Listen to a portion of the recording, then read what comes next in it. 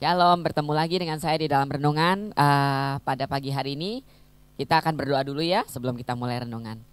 Bapa di surga, terima kasih Tuhan untuk kebaikan-Mu sepanjang hari kami Tuhan. Pagi ini kami bangun dengan tubuh yang sehat segar dan sebentar mau mendengarkan renungan. Biar Engkau urapi Tuhan, sehingga renungan ini boleh memberkati banyak orang dan mereka yang mendengar, kami yang mendengar juga Tuhan, semua boleh beroleh kekuatan Bapa dan satu hal yang baru Bapa di dalam kehidupan kami. Terima kasih Tuhan, kami menyerahkan seluruh doa kami dan renungan ini ke dalam tangan-Mu. Hal Yesus, amin.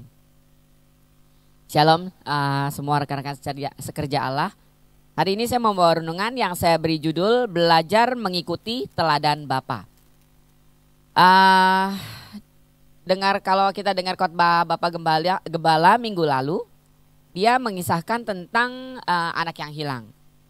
Jadi di sini Bapak Gembala mengupas tentang bagaimana Bapak di dunia, Bapak yang kita kenal itu tidak seperti Bapak yang di dalam cerita di dalam Lukas ini ya.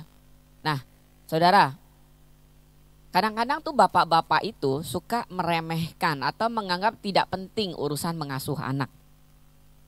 Padahal sebenarnya saudara-saudara, bapak-bapak itu mengambil peranan penting. Kenapa di dalam Alkitab itu nggak pernah diceritain tentang ibu yang ngegedein anaknya bagaimana, ya kan? Tapi bapak di sini dikisahkan tentang bapaknya yang menunggu anak yang hilang itu, bukan ibu yang menunggu si anak yang hilang itu pulang.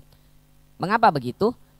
Karena Bapak kita di surga tahu bahwa figur seorang bapak itu sangat penting.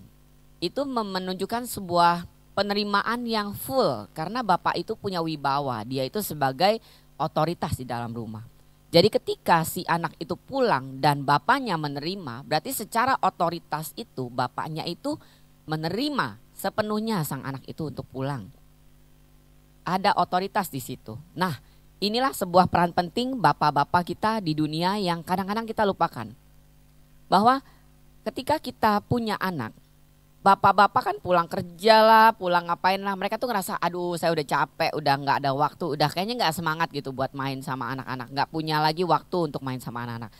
Padahal sebenarnya saudara, peran bapak di sini tuh sangat penting. Ketika bapak-bapak itu ngobrol sama anak laki-laki maupun anak perempuan ya. Bapak itu dekat sama anak gitu kan, membangun sebuah hubungan yang close ya, yang intim gitu istilahnya sama anak itu. Enggak cuma sekedar hai, ya pijitin papa dong udah selesai gitu ya. Enggak, tapi kita membangun komunikasi, terus tanya tentang keseharian dia, tanya tentang kesusahan dia gitu kan. Itu bukan cuma serta-merta peran ibu, tapi bapak itu juga penting untuk ngomong kayak gitu. Waktu mereka itu, anak-anak itu menceritakan kepada bapaknya, mereka merasa dekat sama bapaknya. Maka kita sebagai bapak itu sedang membangun anak-anak yang karakternya kuat di dalam Tuhan. Karena dengan begitu mereka punya satu figur bapak yang baik. Bukan figur bapak yang harus kita bentuk ulang lagi, istilahnya begitu. Nah, tapi seringkali kita sebagai anak Tuhan pun kurang menyadari hal ini. Untuk itu makanya saya akan membawa renungan ini, saya katakan belajar mengikuti teladan Bapa. Mari kita bapak-bapak yang ada di dunia, apalagi kita udah kenal Tuhan dan kita juga udah belajar tentang pentingnya pembapaan itu terhadap baik anak-anak kita secara langsung, terutama baik kita mengambil peran bapak di dalam, mungkin di dalam gereja atau bagaimana kita memonitor atau mementoring ya anak-anak di bawah kita ya, supaya mereka juga punya figur bapak, apalagi untuk mereka yang punya keterlukaan terhadap figur bapak.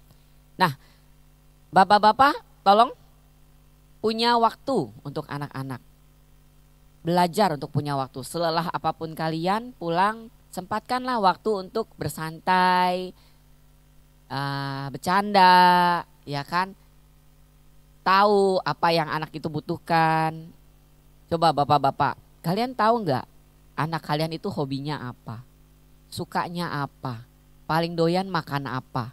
Di sekolah punya teman paling deket siapa? Ya kan?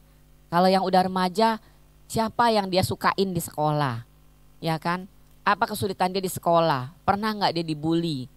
Nah, gimana nilai rapotnya? Pelajaran apa yang kurang? Contoh, kalau dia udah ABG cowok-cowok yang deket sama dia, cewek-cewek yang deket sama dia yang kayak apa? Kalian tahu nggak? Coba. Karena anak itu tidak akan bercerita kalau dia tidak merasa dekat. Tapi ketika saudara bisa tahu, bisa membantu mereka, kasih masukan, ya kan, memberi nilai, itu artinya kalian itu terlibat di dalam membangun si karakter si anak. Dan dengan begitu anak akan merasa, wow, saya bisa percaya sama papa saya. Kalau percaya sama mama itu hal yang kayaknya udah cukup umum. Tapi percaya sama papa, bisa cerita sama papa, itu agak jarang saudara. Dan kita sebagai anak-anak Tuhan punya peran penting, terutama bapak-bapak, untuk membuat anak-anak kita baik itu laki-laki maupun perempuan bisa percaya sama bapaknya. Dan ketika saya yakin saudara, anak-anak yang punya hubungan yang baik dengan bapaknya, masa depannya terutama pada saat dia memilih pasangan hidup, ketika dia mengambil sikap, dia akan punya sikap dan cara yang lebih matang, cara yang lebih baik. Kenapa? Karena dia mencontoh otoritas di rumah. Bapaknya itu memberikan satu contoh dan teladan yang baik untuk dia. Saya tidak panjangkan, saya akan ambil ayat dari Lukas 15 ayat 24. Sebab anakku ini telah mati dan menjadi hidup kembali. Dia telah hilang dan didapati kembali. Maka mulailah mereka bersukaria. Saudara, ketika bapak menerima anak yang hilang ini, yang dianggap sudah mati ini, kembali, maka si bungsu ini merasakan bahwa dia benar-benar diterima oleh bapaknya. Selamat pagi, Tuhan Yesus memberkati. Bapak di surga, terima kasih Tuhan untuk waktu yang Kau berikan pada hari ini Bapak. Kalau sekarang kami mau memulai aktivitas hidup kami Tuhan, seharian ini Tuhan, Kau yang pimpin, Kau yang sertai kami Tuhan. Sehingga kami boleh berjalan sesuai dengan rencana dan kehendak-Mu.